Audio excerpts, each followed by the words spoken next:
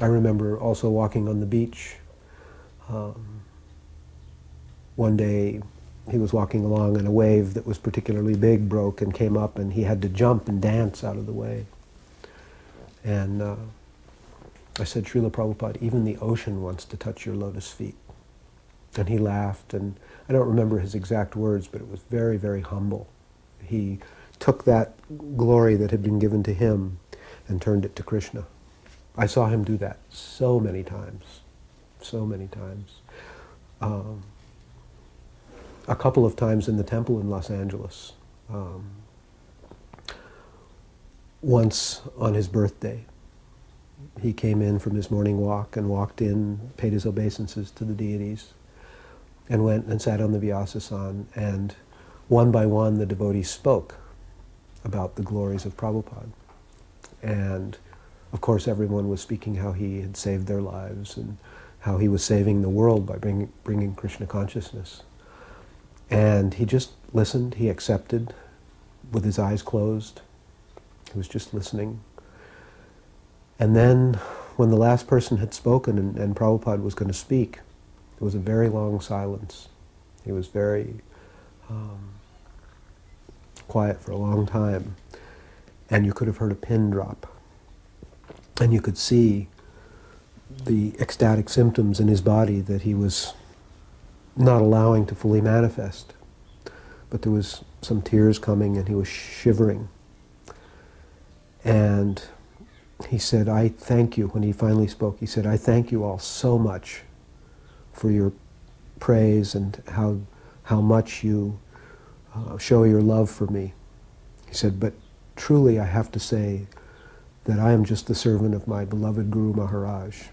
And all this is happening by his grace. I am simply his servant and I'm trying to do what he asked me to do.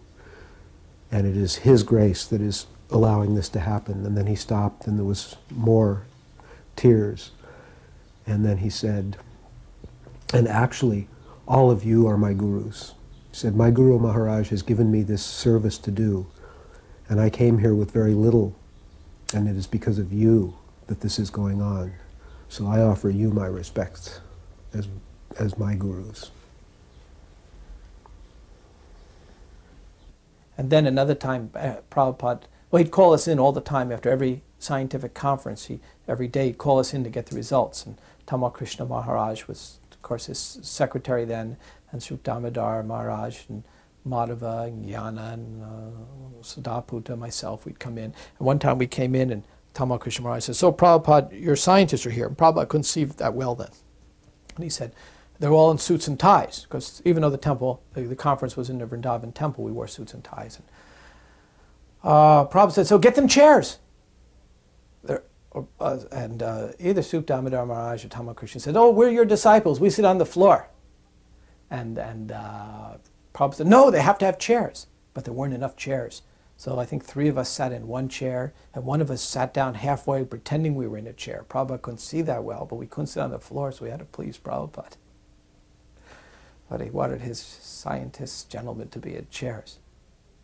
Vaikunthanath and I were the first devotees to go down to Trinidad. And so that's, at that time, practically the only association we had was Srila Prabhupada. So, we'd write him letters and tell him of our progress. We would send him newspaper clippings, to show him what we were doing. And he was very, very pleased, extremely pleased at our preaching endeavors. In fact, the first day we were there, we ended up in the newspaper the very first day we arrived. So we kept very close contact with Prabhupada. And Prabhupada indicated that by using our married life to preach Krishna consciousness, that in this very lifetime we would go back to Godhead. When we were traveling in India, at one point we went to Surat, and we were guests in the home of an elder banker gentleman named Bhagubai Jariwala. And we had been challenged by being always fed very opulent prasadam, which then translated into dysentery for most of us. And So we were at this man's home, and they were very adamant about seconds and thirds and really serving us nicely. And most everyone was sick. And we were there for a while, a couple of weeks, and not being trained in the Vedic system from birth, we weren't quite up to standard. We didn't, many of us were ill, and the cleanliness standard was not very high in our little ashram in his house. And there were many things that he could have found fault with. Sometimes an occasional devotee would be rude, or I remember sometimes people calling for more prasadam. Hey, bring me more. And so when we left his home, on the last day he came and he gave each devotee an envelope with 51 rupees in it, and which was big for us at that time. That was something no one had ever done. And then he spoke, and he was a little man, small body, thin, beautiful. He was in his 70s, had beautiful clear eyes, and just this loving countenance. And he spoke, and he said, I am so honored that you have all been here at my home. It has been such an honor to serve you.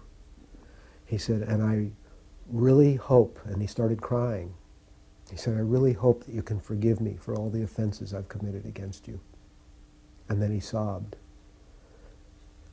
And Prabhupada looked over at us, and his eyes opened up, and he said, this is an example of a Vaishnava.